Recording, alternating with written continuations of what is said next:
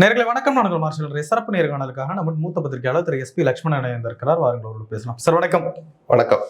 திராவிட முன்னேற்ற கழக தேர்தல் அறிக்கை 49வது பாயிண்ட்ல ஒரு ட்விஸ்ட் வச்சு லேட்டா வந்தாலும் லேட்டஸ்டா வந்திருக்கும்னு ஒரு அறிக்கையை ஸ்டாலின் அவர்கள் வெளியிட்டிருக்காரு. எப்படி பாக்குறீங்க? தேர்தல் அறிக்கையெல்லாம் நான் ரொம்ப பெருசா முக்கியத்துவம் கொடுக்குறோம். அது ஒரு கதாநாயகன் கலர் டிவி கொடுத்த போது ப. சிதம்பரம் சொன்ன போது இருந்த சூழல், இலவசங்களுக்கு அன்றைக்கு இருந்த கவர்ச்சிகள் கலந்த எதிர்பார்ப்பு இப்ப சுத்தமா கிடையாது. 2 நாள் கூத்தா போயிடுச்சு. ஒரு நாள் டிவியில விவாதிப்பாங்க, அடுத்த நாள் பிரிண்ட்ல பத்திரிகையில் வரும், 3ஆம் நாள் யாரும் ஏதோ கொடுக்குறேன்னு சொன்னாலே அப்படின்ற அளவுக்கு தான் இன்னைக்கு அதுக்கு மரியாதை இருக்கு. நான் திரும்ப சொல்றேன், எந்த கட்சி ஆட்சிக்கு வந்தாலும் அரசு கடன் சுமையில் இருக்குங்கிறத புரிஞ்சுக்கிட்டு நீங்க அறிவிச்ச திட்டங்கள்ல பாதி கொடுக்கலைனாலும் பரவாயில்ல, மக்கள் உங்க மேல கோவப்பட மாட்டாங்கிற யதார்த்தத்தை புரிஞ்சுக்கிட்டு கடன் சுமையை மனசுல வச்சு அதை குறைக்கிறதுக்கு ஆட்சி பண்ணுங்க. அது இந்த நாட்டுக்கு நல்லது. எந்த மக்கள் ஏமாறுறாங்க அல்லது எதிர்கட்சிகள் இந்த மக்களை நீங்கள் ஏமாற்றலாமா, வாக்குறுதி கொடுத்தீர்கள், எந்த மக்களுக்காக கரிசனத்தை காட்டுகிறாங்களோ அந்த மக்கள் மீது மேலும் சுமையை ஏற்றாதீர்கள். அதனால மக்கள் உங்களை கோவிச்சுக்க மாட்டாங்க.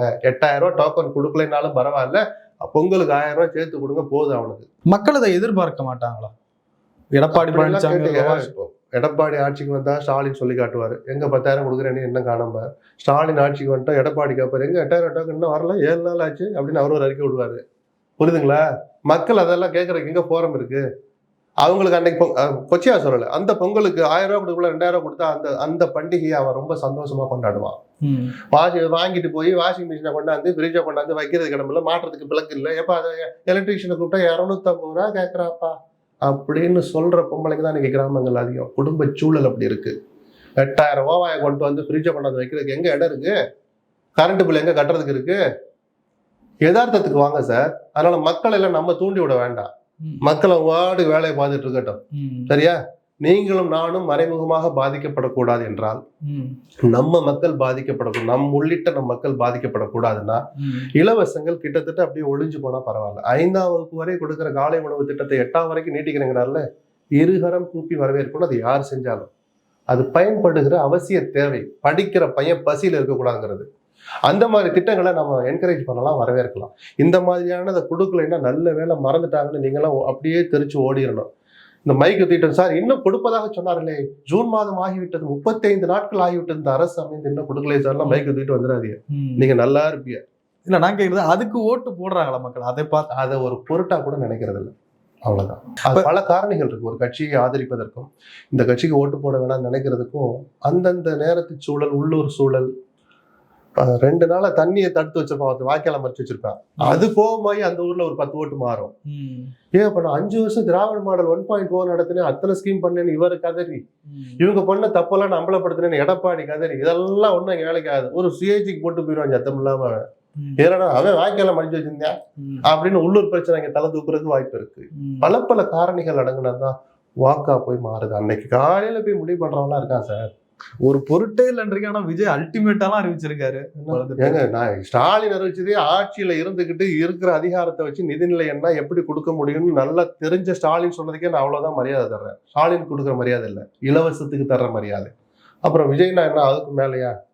விஜயனுடைய அறிவிப்பு அல்டிமேட்டா இருக்கு. அவரும் அதனால சொன்ன, ஆட்சிக்கு யார் வந்தாலும் நிதி நிலைமையை மனசுல வச்சு ஆட்சி செய்யுங்கன்னு சொன்னது விஜய்க்கும் சேர்த்துதான். தொகுதி பங்கீடெல்லாம் திமுக முடிச்சிச்சு, பிரச்சாரத்துக்கு போறாங்க. எப்படி நிறைவா போச்சுன்னு நினைக்கிறீங்களா? தொகுதி என்ன சர்டிபிகேட் அடிச்சு கையில கொடுப்பேன்.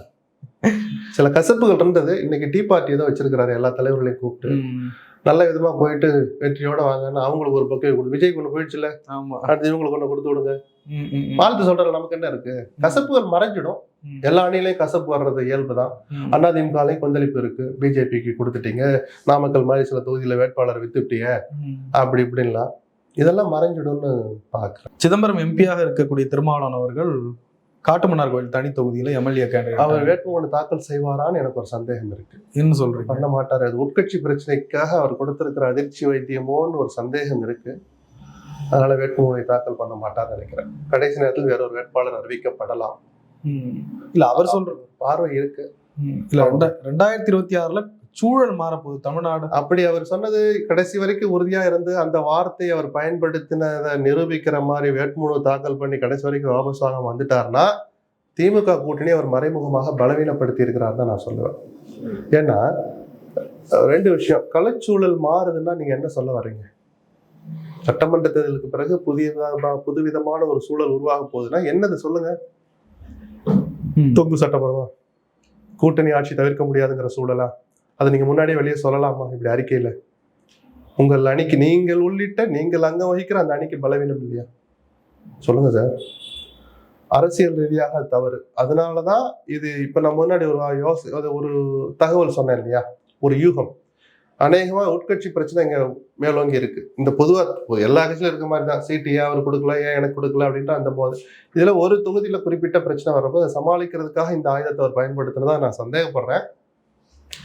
அது அப்படியே இருந்தால் சீக்கிரம் அது முடிவுக்கு வந்துட்டா நல்லது. இல்ல உறுதிப்பட அவர் கடிச்சா இருக்காருன்னா அப்ப எம்பி ரிசைன் பண்ணுவீங்களா, எம்எல்ஏ ரிசைன் பண்ணுவீங்களா? அப்புறம் இந்த உழைப்பு என்ன ஆகுறது? அப்புறம் அடுத்து உழைப்பை யாரு சுமக்கிறது தோல்ல? அதுல ஒருவேளை தோல்வி வந்துட்டா விடுதலை சிறுத்தைகளோட எண்ணிக்கை 2 MP ஒன்னாயிடுமே, அதை நீங்க ரசிக்கிறீங்களா? அதுக்கு இப்ப என்ன அவசியம் வந்துச்சு? இப்படி பல கேள்விகள் இருக்கு. திருமாவளவன் இன்னும் கொஞ்சம் வெளிப்படையா பேசட்டும், நம்ம அப்புறம் விவாதிப்போம். இல்ல அவர் சொல்றது மாநில அரசியல்ல கவனம் செலுத்த வேண்டிய ஒத்த வரியை தவிர அதுல வேற எதுவும் என்னால ரீட் பண்ண முடியல. அதுல இருக்கிற ஆபத்தை நான் சுட்டி காமிச்சிட்டேன். நீங்கள் சொன்ன வார்த்தைகளுடைய அர்த்தம் தொங்கு சட்டமன்றம் வரப்போகுது, ஆட்சி அதிகாரத்தில் நான் பங்கு பெற போகிறோம், அதனால நான் போட்டிடுறேங்கிற மாதிரி நீங்க சொல்ல வர மாதிரி நான் புரிஞ்சுக்கிறேன். இல்ல சிற்றறிவுக்கு திருமாவளவன் வந்துட்டு அது எப்படி ஆட்சி அதிகாரத்துல பங்கு? எல்லாரும் போட்டி போடுறது தானே. திருமாவளவன் எம்எல்ஏ கேண்டிடேட்டா இருக்காரு. இல்ல ஒரு நிமிஷம். ஒரு கட்சியினுடைய தலைவரே அந்த கட்சியின் சார்பாக அமைச்சரா இருக்கிறதுக்கும் யாரோ ஒரு அமைச்சராக வித்தியாசம் இருக்கா? அந்த தலைவரே நீங்க அமைச்சராக தலைவர்னா சொல்லுவான். நிஜமாகவே திருமாவளவன் மேல பிரியம் வச்சிருக்கிற ஒரு எம்எல்ஏ தலைவரே நாங்கெல்லாம் அப்புறம் ஆயிக்கிறோம், ஒரு அமைச்சர் தரேங்கிறாங்க, அது நீங்களா இருங்க தலைவர்னு சொல்லுவாங்களா மாட்டாங்களா? இல்ல அதுல எனக்கு ஒரு சந்தேகம். சொல்லுவாங்களா மாட்டாங்க? அப்படி ஒரு பேச்சுக்கே ஃபர்ஸ்ட் இடம் இருக்காதுல்ல. ஆனா ஏன் அந்த வார்த்தையை பயன்படுத்துறீங்க? ஏதோ ஒரு சூழல் உருவாக்குறோம். எந்த சூழல்? அதனால திருமாவளவன் இன்னும் கொஞ்சம் விளக்கமா பேசிட்டு வெயிட் பண்ணுவாங்க. அதையும் கேட்க மாட்டேங்கிறீங்க. இல்ல நான் அதை கேட்கல. திராவிட முன்னேற்ற இது திருமாவளவனை பொறுத்ததல்ல. திராவிட முன்னேற்ற கழகத்தின் கொள்கை முடிவாக அதை வச்சிருக்காங்க. ஆட்சியில் பங்கு, அதிகாரத்தில் பங்கு. தவிர்க்க முடியாத சூழல் வந்தால் என்ன புதிய சூழல் உருவாக போகுதுன்னு ஒண்ணு திருமாவளவன் பயன்படுத்துறாரு வார்த்தை. அதுக்கு நான் புரிஞ்சுக்கிறது ஹங் அசம்பிளி தான். ஆட்சி அதிகாரத்துல பங்கு இல்லைன்னு ஸ்டாலின் உறுதியா சொல்லிட்டாரா? சொல்லிட்டார்ல. எடப்பாடி உறுதியா இருக்காரு. அதுல 110 இடம் திமுக ஜெயிக்குது. திருமாவளவன் 4 ஜெயிச்சு வச்சிருக்காரு. வைகோ 2 வச்சிருக்காரு. காங்கிரஸ் 10 ஜெயிச்சு வச்சிருக்கு. எல்லாரையும் சேர்த்துட்டு அமைச்சர் பதவி கொடுப்பாரா மாட்டாரா? நான் தான் எலெக்ஷனுக்கு முன்னாடி சொல்லிட்டேனே, கூட்டணி ஆட்சியில பங்கே கிடையாது, அதனால இந்த ஆட்சி அமைக்கிற அதிகாரம் நமக்கு வேண்டாம், அவங்க ஆட்சி அமைக்கட்டும் அப்படின்னு ஸ்டாலின் போய் சொல்லிட்டு வருவாரா கவர்னர்கிட்ட போய்? அதை செய்வாரா? இல்ல மதிமுகவை, காங்கிரஸை, திருமாவளவனை, இன்னும் யாரெல்லாம் தோழமையில் ஜெயிச்சிருக்காங்க எல்லாரையும் கூப்பிட்டு வச்சு ஒரு கூட்டம் நடத்தி இன்னென்ன அமைச்சரவையில் உங்களுக்கு இப்படி தரேன்னு பேச்சு நடத்தி லெட்டர் கொண்டு போய் கவர்னர்கிட்ட கொடுப்பாரா? சும்மா சொல்லுங்க, வாயத்தரன்னு சொல்லுங்க சார். ஆட்சி அமைக்க தானே முயற்சி பண்ணுவார். அப்ப கூட்டணி ஆட்சியை தவிர்க்க முடியாதுன்னு ஆயிடுதா? அந்த சூழலை திருமாவளவன் இப்பவே யூகம் பண்றாரா அப்படின்னு ஒரு சந்தேகம் இருக்குன்னு சொல்றேன். இன்னும் 2 நாள் போகட்டும். விஜய்க்கான செல்வாக்கு இந்த 2 தொகுதிகள்லயும் எப்படி இருக்கும்? ரொம்ப டஃப் ஃபைட் இருக்குமா? அல்லது எளிமையான வெற்றி வாய்ப்பு இருக்குமா? அப்படி இல்லை. அது 10 நாள் நான் சொன்ன 214 பேருக்கும் 233 கேண்டிடேட் நிற்கிறாங்கல்ல, விஜய்க்கும் சேர்த்தா நான் சொன்னேன். அந்த 10 நாள் பிரச்சாரம் எப்படி இருக்குன்னு பார்க்கணும். சமாளிக்கிறாரா? அவர் இங்கேயே நிற்க முடியாது. ஒரு நாள் இன்னைக்கு பிரச்சாரம் முடிச்சு வெளியூருக்கு சுற்றுப்பயணம் போகணும். அவர் இல்லாத நேரத்தில் பெரம்பூர்ல அவருக்காக கட்சிக்காரங்க எப்படி வேலை செய்யறாங்க, திருச்சி கிழக்குல இங்கேயும் அந்த ஒரு வாரம் தாக்கு பிடிக்கிறது எப்படி நடக்குன்னு அதையும் தான் நான் பாக்குறதுக்கு ஆர்வமா இருக்கிறேன்னு சொன்னேன். தாக்கு பிடிக்க மாட்டேன், அதெல்லாம் ஒண்ணும் வேலைக்காக சார் அப்படிலாம் நம்ம சொல்லக்கூடாதுல்ல சார். மற்ற தொகுதியில் இருக்கிறத விட இங்க வெறி கொண்டு வேலை செய்வான் விஜய் ரசிகன். மற்ற தொகுதியில் இருக்கிறத விட அதிக மடங்கு உழைப்பை கொட்டுவாங்க திமுக. இந்த 2 பேர் கண்ணிலே விரல விட்டு ஆட்டணும்னு அண்ணாதிமுக மட்டும் வேலை செய்யாம இருக்க போறாங்க. பாமக திலகு பாமா நிக்கிறாங்க. சொல்லுங்க சார். அவங்க சக்திக்கு ஒரு விஐபி வேட்பாளர் நிக்கிற தொகுதியில எல்லோருமே மெனக்கெடுவாங்க. அவர் எப்படியாவது ஜெயிக்க வச்சிடணும்னு ஒரு குரூப் மெனக்கெடும். இவரை தோக்கடிச்சா நமக்கு நல்ல பேர் கிடையாது. யானை காதில் புகுந்த எறும்புன்னு சுகவனத்துக்கு இன்னைக்கு வரைக்கும் ஒரு பேர் இருக்குல்ல, ஜெயலலிதாவை தோக்கடிச்சாருன்னு. அந்த அடையாளம், அந்த பெருமை அடையிறதுக்கு எல்லாரும் தானே தயாரா இருப்பாங்க. தோக்கடிச்சா எனக்கு பெருமை, திலகு பாமாக்கு பெருமை இல்லையா? யார் வேணாலும் சிட்டிங் எம்எல்ஏ ஆன்டி இன்கம்பன்சி செய்யாது, இந்த இன்கம்பன்சி செய்யாது, நான் திருப்பி ஜெயிச்சு காட்ட மாட்டேன், ஆர்டி சேகருக்கு ஒரு பெருமையா இருக்கும்ல அது. விஜயை தோக்கடிச்சா சொல்லுங்க சார். இன்னைக்கு விருதுராஜ் நேர்த்தியா சவால் விட்டுருக்கிறாரு. விஜய்க்கு தைரியம் இருந்தா கிழக்குல மட்டும் நிக்கட்டும், நான் தோக்கடிச்சு காட்டுறேங்கிறாரு. இத்தனைக்கும் ஒரு ஸ்டேஜ்ல அவர்லாம் விஜய்க்கு நெருக்கமானவன்னு விமர்சனம் வந்துச்சு அவர் மேல. முதல்ல சவால் வேற விட்டுருக்கிறாரு. ஸோ யாரும் அதெல்லாம் விட்டு கொடுக்க மாட்டாங்க சார், மெனக்கெடுவாங்க. இல்ல நான் கேட்கறது மற்ற வேட்பாளர்களுக்கு வைக்கிற அதே அளவுகோல் விஜய்க்கும் வைக்க முடியுமான்னு கேட்கிறேன். அதான் சொல்ல பணபலம். ஒரு பச்சையா சொல்லட்டுமா, மற்ற தொகுதிகள்லாம் திமுக 20 கோடி கொண்டு வச்சுட்டாங்க. இங்க 40 கோடி இல்ல 60 கோடி கூட செலவு பண்ணுவாங்க. ஆதவ அர்ஜுனாவை காலி பண்றதுக்கு எல்லா ஆயுதங்களையும் பயன்படுத்துவாங்க. அதுக்குதான் கார்த்திக் கொண்டு போய் நிறுத்திருக்கிறாங்க வலுவான வேட்பாளரா. அவர் விரும்பலைன்னா கூட, அவர் குறிவைத்தது அண்ணா நகர்னா கூட, வெள்ளிவாக்கத்துக்கு ஆளே இல்லையா, எதுக்கு கார்த்திக் எல்லா வகையிலும் அவர் ஈடு கொடுப்பாருங்கிறனாலதான். அவர் ஐடி விங்கில மாநில துணை செயலாளர். நீ ஐடி விங்கில தான் சேட்டை பண்ணுவேன்னு தெரியும் ஆதவ அர்ஜுனா, போடு அதே ஆளை போட்டு காலி பண்ண ஸ்ட்ராட்டஜி பண்ணிட்டு தானே இருக்கிறாங்க. ஸோ அந்த ஈடுபாட்டை, எல்லா வகையிலான சப்போர்ட்டை அந்தந்த தொகுதியெல்லாம் அதிகமாக தான் செலவழிப்பாங்க. இல்ல நம்ம தொகுதியில விஜய் நிக்கிறாரு அப்படின்ற ஒரு ப்ரௌடுலயோ அல்லது ஒரு ஒரு ஒரு சந்தோஷத்துல மிதமிஞ்சிய மகிழ்ச்சியிலையோ விஜய்க்கு அப்படித்தானே விஜயகாந்த் எல்லா 233 தொகுதிகள்லையும் தேமுதிக தோத்த போது விஜயகாந்த் ஜெயிச்சார்ல. மக்களுக்கு ஒரு சந்தோஷம் கிடையாது, நம்ம தொகுதியில நின்றுட்டாருப்பா, அவருக்கு ஏதாவது ஒரு செய்வோம்ப்பா அப்படின்னு நினைச்சு விஜய் ஜெயிக்க மாட்டார் நான் சொல்லவே இல்லையே சார். அந்த போட்டி சுவாரஸ்யமா இருக்குன்னு தானே நான் சொல்றேன்.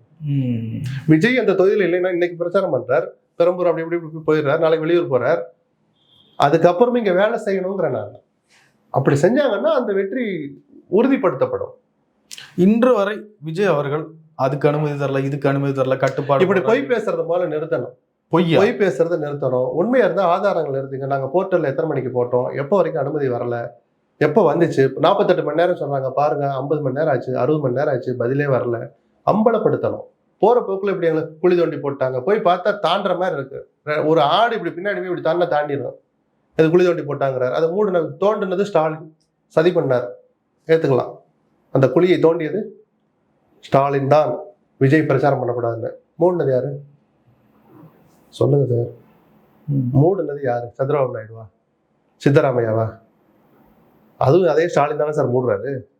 காஞ்சி போச்சு. இந்த இன்னைக்கு உங்களை விடுறாங்க பிரச்சாரத்துக்கு, என்ன தடுத்துட்டாங்க இப்ப உங்களை? நான் சொல்றது புரியுதா உங்களுக்கு? உங்களை என்ன தடுத்து வச்சு தடுப்பு காவல்லையா வச்சிருக்காங்க? ஒழுங்கா போர்ட்டல்ல போடுனாங்க, போட்டீங்களா அந்த ஆதாரத்தை இது வரைக்கும் வெளியே காட்டல. எங்களை தடுத்துட்டாங்க. திமுக அரசுக்கு இந்த தேர்தலுக்கு என்ன சார் சம்பந்தம் இருக்கு? குமரகுருபரன் தேர்தல் ஆணையத்தின் கட்டுப்பாட்டுல இருக்கு. அருண்ராஜ் சொல்ல மாட்டாரா? அருண்ராஜ்கிட்ட கேட்டான்னு விஜய் சொல்லுவாரு. ஐஆர்எஸ்ஏ தேர்தல் ஆணையத்தின் கட்டுப்பாட்டுல, தேர்தல் நடத்துற அதிகாரி எப்படி ஸ்டாலின் கட்டுப்பாட்டுல இருப்பாரு? ஒரு சாஃப்ட் கார்னர் இருக்கலாம், எல்லா ஆட்சியிலும் இது நடக்கும். இப்போ மோடி சொன்ன மாதிரி தானே எலெக்ஷன் ஷெட்யூலே வந்துச்சு. ஆளுகிற கட்சிகளுக்கு இருக்கிற ஒரு சின்ன சலுகை அது. அதுக்காக ஒருத்தர் பிரச்சாரமே பண்ணக்கூடாதுன்னு எப்படி சார் தடுக்க முடியும்? அதான் கேட்டீங்கன்னா அவ்வளவு பெரிய ஆளா? சட்டம்னு ஒண்ணு, சட்டத்தை வச்சு போர்ட்டல்ல போடுங்க. நீ வர ஒண்ணு யாரு வர சொன்னா? போர்ட்டல்லே போடுங்கிறாரு அவரு.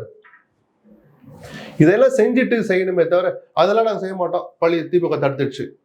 இந்த பம்மாத்து வேலை போல நிறுத்தணும். வளர்ற கட்சிக்கு நல்லது இல்லை. 234 தொகுதிகள்லயும் விஜய் போயிட்டு இனிதான் களத்துக்கே போக போறாரு. ஏற்கனவே மற்றவர்கள்லாம் அங்க ஆயத்தமா இருப்பாங்க. கிரவுண்ட்ல அவங்களுடைய கட்டமைப்புலாம் இருக்கும், பூத் அது இதெல்லாம் போட்டிருப்பாங்க. கட்டமைப்பா மற்ற கட்சிகளுக்கு சொல்றேன். மற்ற கட்சிகளுக்கு சொல்றேன். விஜயனுடைய தொண்டர்களுக்கு முதல் டைம் இப்ப பழக்கப்படுவாங்க. அதனாலதான் இதை நான் பாக்குறதுக்கு சுவாரஸ்யமா இருக்குன்னு அவங்களும் இதை கத்துக்கணும் சார். இப்போ இதுல நின்னா தானே சார் அடுத்த தேர்தல் தயாராவா? வெற்றி தோல்வி எல்லாம் அப்புறம் சார். இந்த 10 நாள் தாக்கு பிடிக்கணும்னு சொன்னேன் தெரியுமா? அதுல எல்லா அர்த்தங்களும் இருக்கு. அதுல பண அழுத்தங்களுக்கு, பணபலத்திற்கு, அதிகார பலத்திற்கு, காவல்துறையினர் தருகிற மறைமுக அழுத்தத்திற்கு, இல்ல மத்தியில் ஆளுகிற கட்சி பிஜேபி தரப்போற மறைமுக அழுத்தத்திற்கு, மாநிலத்தில் ஆளுகிற திமுக தரப்போற மறைமுக அழுத்தங்களுக்கெல்லாம் அடிபணியாமல் அதை தாங்கிக்கிட்டு நிக்கிறான்னாலே அவன் 29 பார்லிமெண்ட் எலெக்ஷனுக்கு தயாராயிட்டான்னு அர்த்தம் சார். இதுல வெற்றி தொழிலாம் அப்புறம் சார். இதை கத்துக்கிட்டாலும் அடுத்த தேர்தல் ஈஸியா போவான். இருக்குமா சார், தெரியுமா சார்னா நின்னுதான் ஆகணும். நிக்கிறானான்னு பார்ப்போம். தன் மக்களுக்கு கொடுத்த நம்பிக்கையை விஜய் காப்பாற்றி கொண்டார், எந்த அழுத்தத்திற்கும் அடிபணியாமல். கடைசி வரை பாஜகவோட கூட்டணிக்கு இல்ல அந்த ரிசல்ட்டை வச்சு அடிபணியலைன்னு வரலாமே தவிர நடுவுல என்னத்துக்காக நீங்க பேச்சு நடத்துனீங்க? அப்ப மக்கள் உங்க ஞாபகத்துக்கு வரலையா? அந்த பேச்சுவார்த்தை சுமூகமா நடந்துட்டு மக்களை தூக்கி லெப்ட்ல டீல் பண்ணிட்டு தூக்கி போட்டு போயிருப்பீங்களா? அரசியல்வாதிகள் பேச்செல்லாம் நம்பாதீங்க சார். அவங்க பேசினாங்கன்னு சொன்னாரு. விஜயும் அவங்க பேசினாலும் எப்படி அப்படியே ஒரு தேனாப்பட்ட சிக்னல் அப்படியே பேசிட்டு அப்படியே போயிட்டாளா? இவர் ஆலயம்மன் கோயிலை பார்த்துட்டு இப்படி நின்றுட்டு இருந்தாரு ஆதவ அர்ஜுனா. அவங்க தேனாம்பேட்டை சிக்னல் இருந்து அப்படியே அங்கிட்டு எல்டான்ஸ் ரோடு பக்கம் போயிட்டாளா? 2 பேரும் அங்கிட்ட ஒரு டீ கடையில் போய் டீ குடிக்கும் தானே சார் அவங்க என்ன பேசணும் உங்க காதில் விழுந்துச்சு. நான் சொல்ல புரியுதா? நீங்கள் உட்கார்ந்து காது கொடுத்து கேட்காமல் அவர்கள் என்ன ஆஃபர் பண்ணாங்கன்னு உங்களுக்கு எப்படி தெரியும்? இல்ல தினமலர்ல ஒரு 1/4 பக்கம் விளம்பரம் போட்டிருந்தாங்க சார். விஜய்க்கு எங்களுடைய வேண்டுகோள், நீங்கள் எங்கள் கூட்டணிக்கு வருவதாக இருந்தால் 2.5 ஆண்டுகள் ஆட்சியில் பங்கு தருகிறோம், நீங்கள் தான் முதலமைச்சர், இத்தனை மந்திரி தர்றோம், இவ்வளவு தேர்தல் செலவுக்கு தர்றோம் அப்படின்னு விளம்பரத்தையாவது பார்த்தோம்னு சொல்லுங்க. எப்படி சார் உங்களுக்கு அந்த ஆஃபர் வந்துச்சு? போஸ்ட்ல வந்துச்சா? அதெல்லாம் கேட்டு முடிச்சாச்சு. ஆக மக்களுக்காக தான் சொன்ன வார்த்தையில உறுதியா இருக்காருன்னா என்னத்துக்கு இப்படி பேச்சு நடத்துனீங்க? எதுக்கு 6 மாசம் மட்டும் எடப்பாடிகிட்ட பேச்சு நடத்துனீங்க ஒரு கான்ட்ராக்டர் மூலமா? அதெல்லாம் சரி வரல, அதனால நிக்கிறார், முடிவு எடுத்துட்டார். இனிமேல் அதை போய் பின்னாடி போய் போஸ்ட்மார்ட்டம் பண்ண வேண்டாம்.